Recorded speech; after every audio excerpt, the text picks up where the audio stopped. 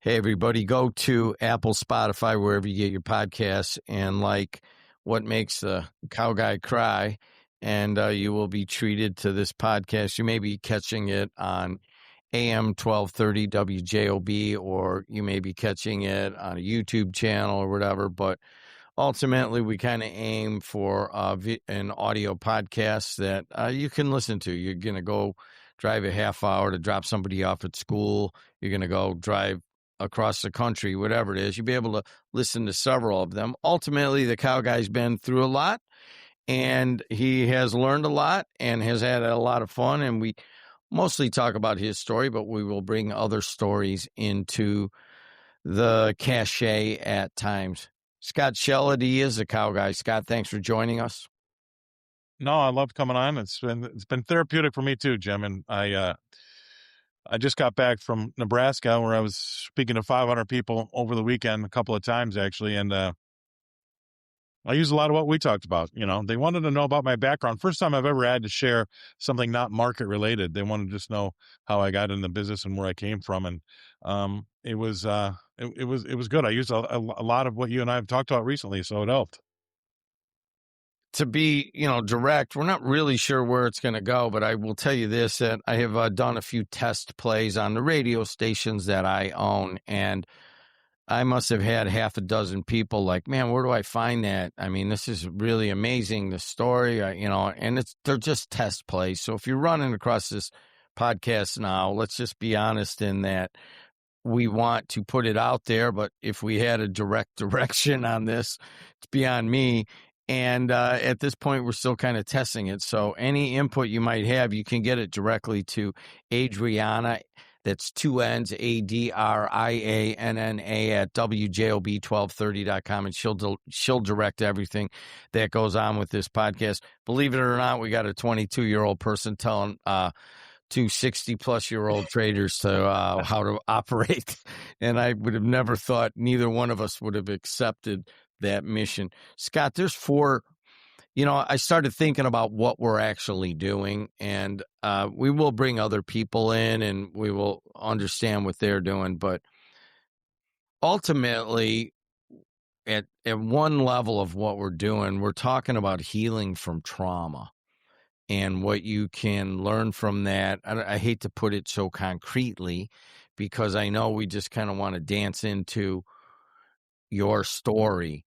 But to me, what I'm taking out of it, and I didn't realize this when we started, is that you have a deliberate method of healing from trauma that nobody in their right mind would ever want to go through.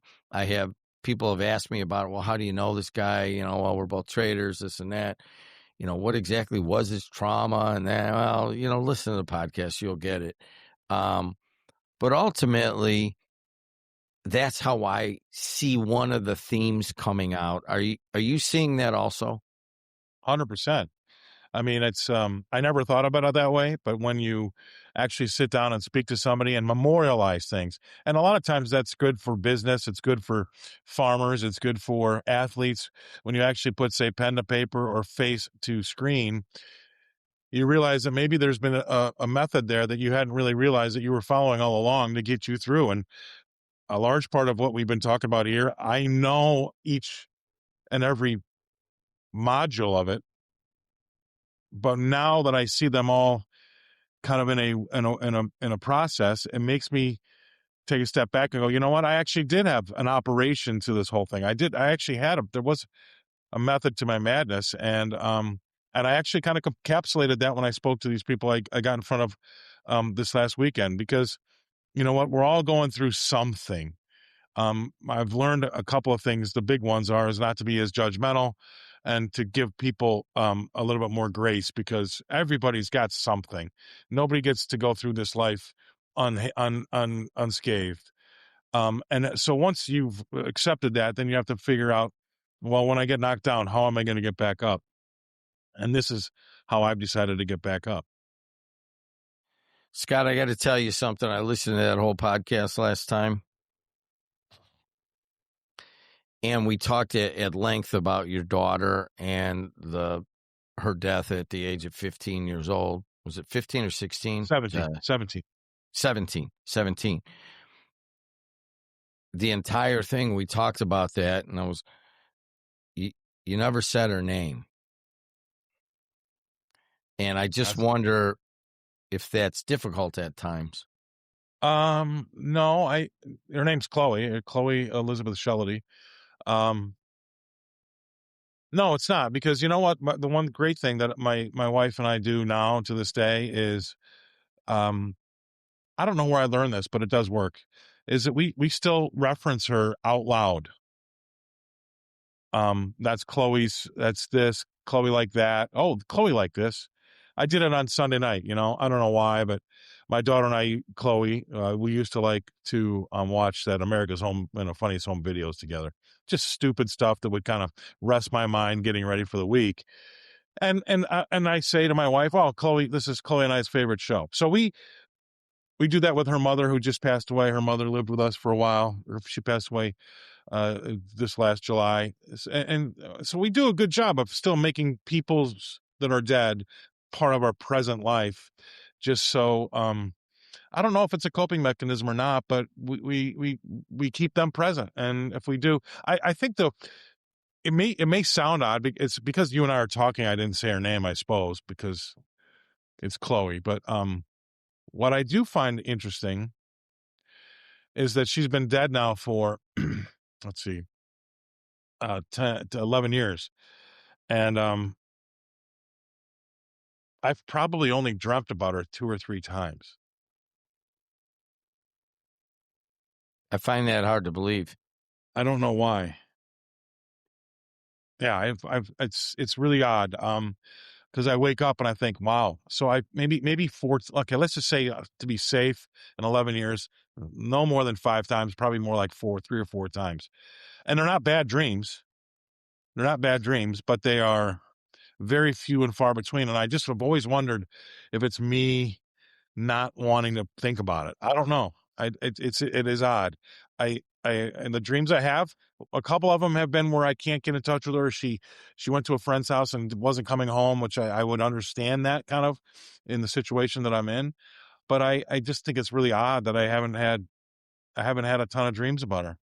I don't, and a lot of people that are in touch with their subconscious probably could diagnose that somehow, but it's just one of the things I do find is kind of strange. When you did have the dreams, what were they like? They weren't bad, it wasn't like we had unfinished business, but I will tell you this, it made me feel fantastic. I mean, I felt invigorated that I was in her presence. It felt fantastic. I mean, it really did. I suppose that's the way I'll feel when I get to heaven and get to see her again. But I do feel there's a sense of calmness. There wasn't. She died. She didn't die a violent death, so I don't have to deal with that. There's a lot of other things that could have been worse, but I definitely felt a calming effect I guess a lot of people, I've said it to a lot of people. I've probably talked about this with 2 or 3 other people, and some people say it's my coping mechanism. Some people also say that I'm not ready yet to hear her as she's been trying to reach out for me. Maybe that's the case. I don't know. But I'm open to it, and I try to be open to it. It's just as though it hasn't happened a ton. But when it does happen, it's not a bad thing. It's actually, it makes me feel really, really good. They're not nightmares or anything. It's just, they don't happen that often. Scott, people are going to come to this podcast and probably, expecting me and you to, argue and, talk politics or public policy, or even better yet, tell stupid stories about being a pit trader, which we could certainly do, and we have in the past. But ultimately, as we kind of define what's going on, it is ultimately your method of dealing and healing with trauma. I think going back, you probably didn't know this, but I started out as a counselor in mental health and all of that a long time ago. You did? I remember that's what I went to college for. And then I'm like, hey, I'm not going to get any women right away making, minimum wage. So why don't I do something else? But it's been a while. And to some extent, I do it almost every day, being on the radio, listening to people talk. I probably take 12 to 14 calls a day. But ultimately, I do remember this. I remember that there are 4 stages to healing from trauma. Certainly, safety is the first thing. We talked about your first 60 days. I don't even want to go through that. Honestly, I don't know how you made it. And certainly, I got to be open to talking about it. And I'm not quite there yet today, to be honest. But the next stage is, of course, is remembering. And then you have the third stage, I think, is recollection. And then there's finally consolidation. And everybody who's gone through trauma goes back and forth through these different stages.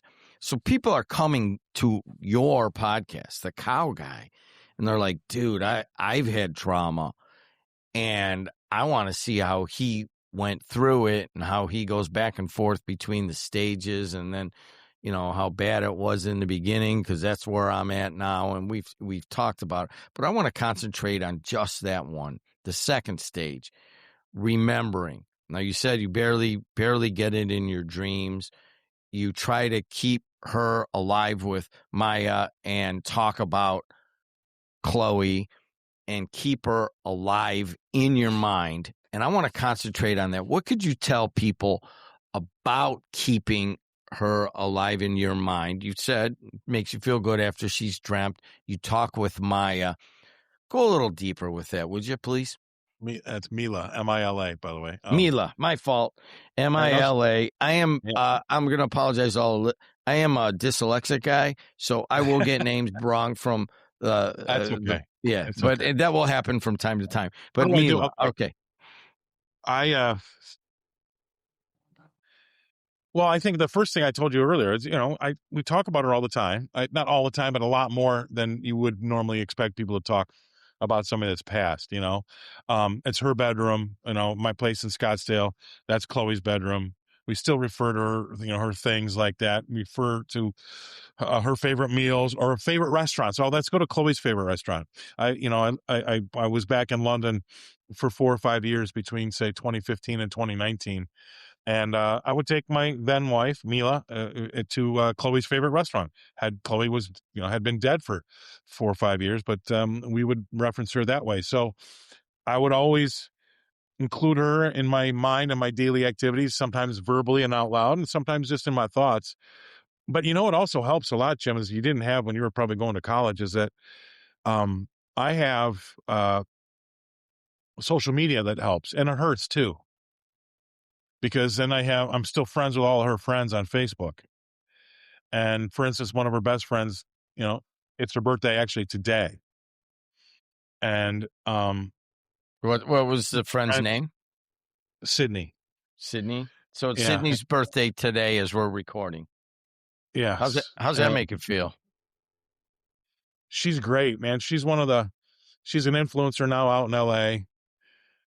She's a beautiful girl. But she was a couple, 3 years older than my daughter, but really took her in under her wing, and they became fast friends. And I saw her at the house a lot before a lot of my daughter's stuff went down. But she sends me unprompted little notes every now and again about how she's amazed at how tough it must be and how well I've done and how she still thinks of Chloe in the craziest times. Because my daughter had a very, very loving soul, and it's always nice to get that stuff. So that's been fantastic with Facebook and stuff like that, right? Because unprompted, you get some of these messages. But then there's other parts that aren't anybody's fault. It's just the way life is, where I see my daughter's friends getting older and having lives and getting married and having children. And that, as happy as I am for them, is also like a stake through my heart. And I never don't want to know how well they're doing. But at the same time, it does hurt to see that I'm not going to be able to have that chance.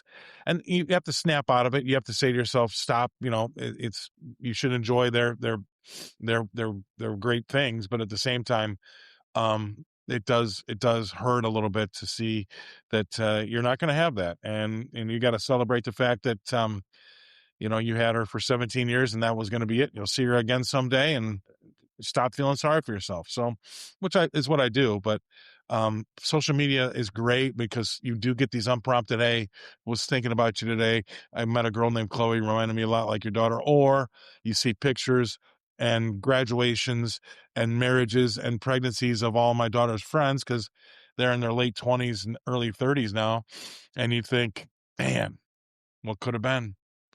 What could have been? And that does kind of hurt. Have you kept a lot of her stuff? No.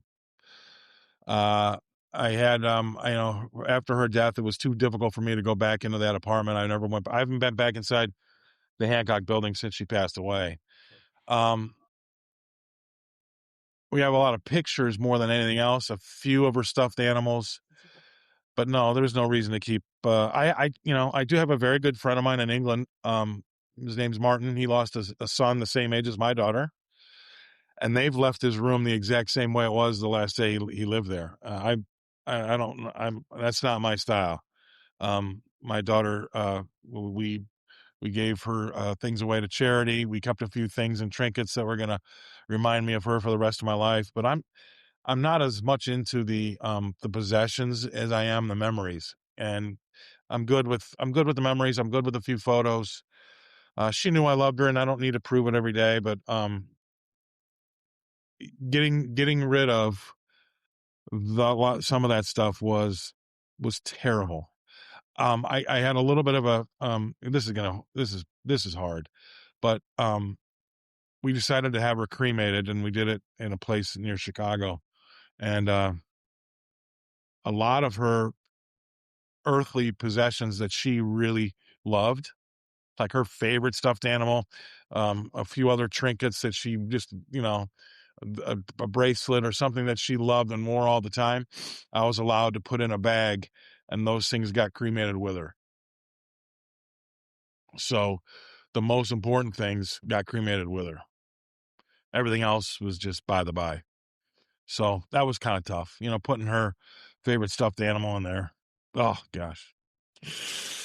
Ugh. But, it's it was therapeutic, but at the same time, a lot of the most important things went with her.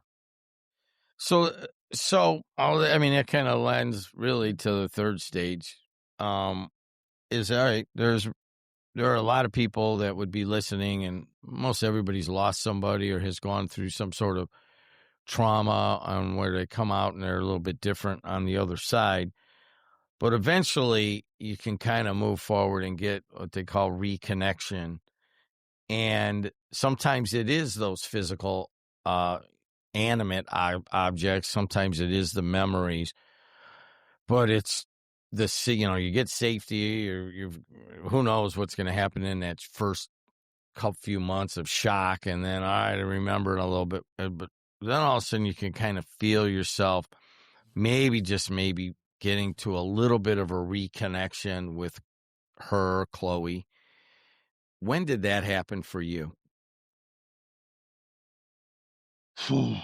I compartmentalized it for a long time, probably a couple of years. It was just too painful. I mean, it was just, seeing your daughter come out of the Hancock building in a white body bag and being loaded into a coroner's truck. I tell you, not a lot of things tougher than that in life. So the pain was so great that I really did compartmentalize it. And I would allow myself to be sad for a certain amount of times a day. And then I would just try to power through.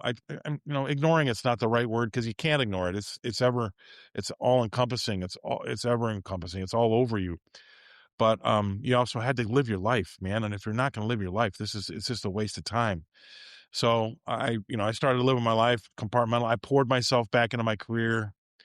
Um, I've said on the podcast before, I got lucky and got a gig as an adjunct professor of finance at DePaul University, which was, I think, heaven sent, and really helped me connect and face the fact that I've got I had a young daughter who died, but that still doesn't mean I can't give back to young people. That was that couldn't have happened at a better time in my life. But I compartmentalized for the longest time. And then slowly but surely I opened up those boxes and I let them kind of seep throughout my mind. And it's not as much compartmentalized now. You have to find ways of dealing, because my wife and I have a blended family, right? My daughter would have been mine, and my wife's got 2 kids. And so now that we're married and people say to you when you're out in public and they meet you for the first time, "Hey, how many kids do you have?" We say 3. And then usually the conversation stops at that. And then if they say, "How old are they?" And then you say, 43, 40, and would have been 28, but she passed away. And then that kind of throws a downer, kind of a blanket on the whole conversation, and they usually switch. But I don't deny that she ever existed. I actually celebrate that she did. And when people ask me, "How many kids do you have?" we say 3, because she's definitely part of it.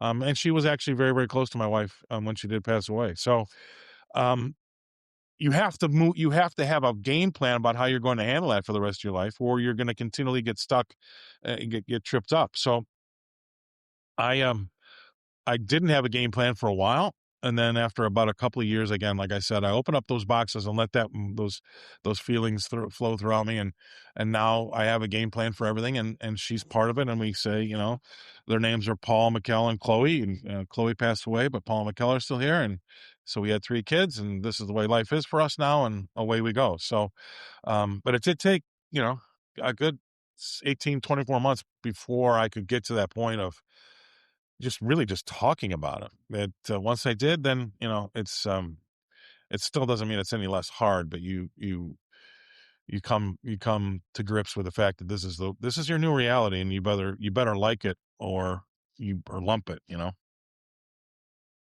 Some people listening are going to take out of this one comment you just said and also have to live your life. Now, we've talked at length about that. You've been very open, and honestly, I don't even know where all of your candor all of a sudden came from, but I appreciate it, and I know others do that are catching this podcast.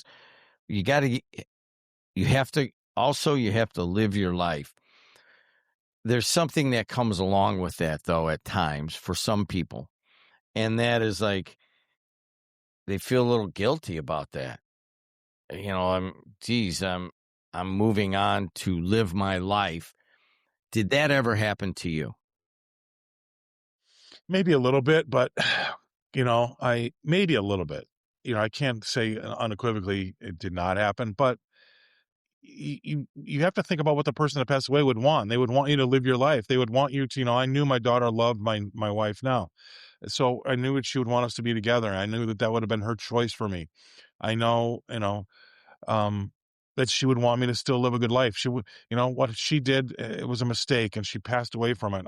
We've spoken at length about it at the last time, about my stages of anger and all the things that I felt with what happened. But once you get through that, you're like, she would want me to have a full and fulfilling life, right? I don't replace her. I'm not going to replace her. I'll never replace her, but she, I have to go back and think about what she would want, and that's absolutely what she would want. So we were very, very close. We were extremely close. I mean, father-daughter doesn't get much closer, really.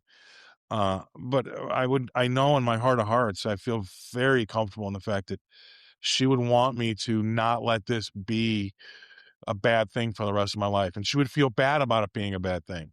Um, but I don't. Now I live my life, and you got to do that. And if it's like I've said the last podcast, if you're gonna be here and take up space and breathe, you know, you might as well have fun doing it. Because if not, I was praying for a sign, because my daughter was a little bit of a risk taker. She was fun sneaking out like I did when I was in high school. She was a lot of fun that way, and she had a very good sense of humor.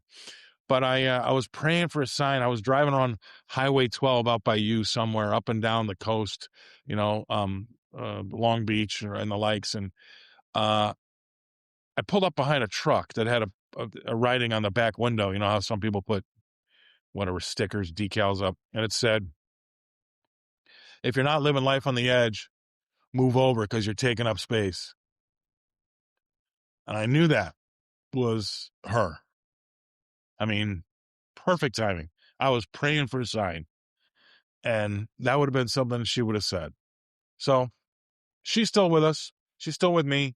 And she would like me to be happy and would like me to move on. So I do.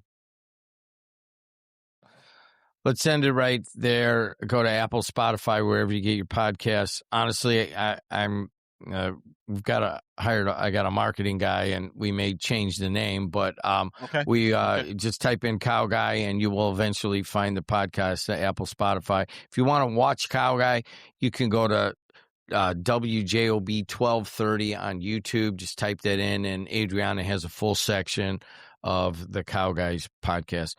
As always, Scott, thank you. Thank you.